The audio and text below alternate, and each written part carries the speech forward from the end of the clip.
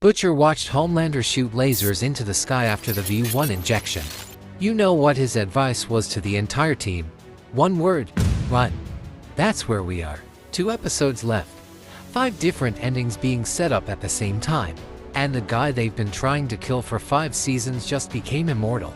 So today, we're answering the only question that matters: how does this actually end? The only thing that can actually hurt him.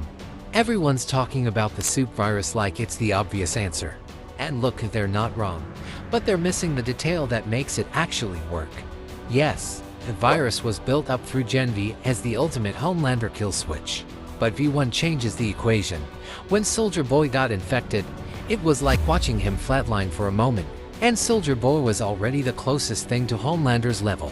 So the virus still works. It just needs to be stronger. But here's the thing nobody's connecting: the virus doesn't need to kill him. It just needs to knock him out long enough to get him into an enriched uranium chamber. Because uranium is the only substance we've ever seen actually penetrate Homelander's skin. Butcher found this on an old tape experiments done on Soldier Boy, proving uranium works even on V1 level supes. So the actual plan: bioengineer a virus strong enough to drop him, then drag him to Fort Harmony before he wakes up. That's not a guaranteed win, that's a desperate, barely possible last shot. Which is exactly the kind of plan the boys would come up with. Ryan, why isn't he fighting? Can we talk about Ryan for a second? Because this is genuinely bugging me. This kid has super strength, flight, and laser eyes. He's been built up since Season 2 as potentially the most powerful supe alive. And the boys just haven't used him at all. That's not a writing mistake. That's a setup. They're saving him. Either he's been training somewhere off screen, or something happens to someone he loves that finally flips the switch. But Ryan is absolutely showing up in episode 7 or the finale, and when he does, it's going to be the biggest moment of the season. A son fighting his father, the most powerful supe alive, against the one person who might actually match him. That's the final battle this show has been building towards since the beginning. Soldier Boy's real game. Now here's the question I can't stop thinking about. In Season 3, Soldier Boy was ready to kill Homelander, his own son. He didn't care. He would have done it without blinking. Now he's handing him immortality. What changed? There are 2 possibilities.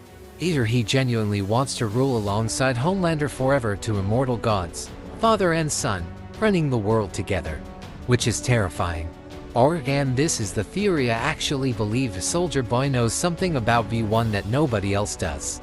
Something about how it interacts with Homelander's specific biology. Something that makes this gift into a delayed trap. Because Soldier Boy didn't survive 40 years in a Russian lab by being sentimental. He's always playing a longer game than everyone thinks. Marie Moreau, the card they haven't played yet. Marie Moreau from Gen V has been one of the biggest missed opportunities this season. And I think that's intentional. Her power is blood manipulation. She can stop a heart from across the room. But more importantly, theoretically, she could manipulate the compound V inside someone's bloodstream. Meaning she could potentially disrupt V1 from the inside. There's even a theory she can bring people back to life by restarting blood flow. Which becomes very relevant if Frenchie or Kimiko die in episode 7. She's in the Season 5 trailer. She's coming. The only question is whether she shows up as a solution, or as another casualty that shows just how impossible this fight actually is. And then there's Queen Maeve. Powerless now. Just wants a quiet life. But a cameo isn't out of the question, not to fight, but to give Starlight the final push she needs to finish this. Homelander is sitting in the Oval Office. We need to talk about that trailer shot. Homelander, alone, sitting in the Oval Office. That's not a visit. That's not a meeting. He's sitting in the president's chair like it already belongs to him. Which means at some point in episode 7, the president dies. And Homelander takes America. But here's what's interesting. His visions, the divine revelations, we assumed Sage or O'Father were drugging his milk to control him. But O'Father genuinely believes Homelander is a god. These visions might actually be real within the show's universe. A man who already believed he was above the law just got confirmation from his father. his followers, and apparently his own mind that he's literally divine. And now he's sitting in the Oval Office. 2 episodes left, and he's already won. The people still hiding. Stan Edgar is a dead man walking, and he knows it. Homelander kept him alive for one reason: information on V1. He has that now. Stan's usefulness is officially over. But Stan has survived this long by always having one more move nobody sees coming. He wants to rebuild Vought regardless of who wins. Don't count him out yet. Sister Sage is now confirmed as a double agent working against Homelander. Her cover is blown.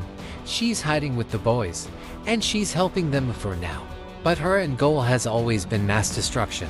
She helped them take down Homelander and then immediately become the next problem they have to deal with. One enemy at a time. That's all the boys can afford right now. The ending nobody sees coming. Why did Homelander spare the legend? He kills anyone who doesn't fear him. That's the rule. But the legend looked at him completely calm, no fear, no panic, and Homelander just walked away, surprised, almost respectful. That moment is a hint at something the show has been quietly building: Homelander's latent humanity. Here's the theory I think the writers are actually going for. The series ends with Homelander losing his powers entirely, becoming a regular human for the first time in his life.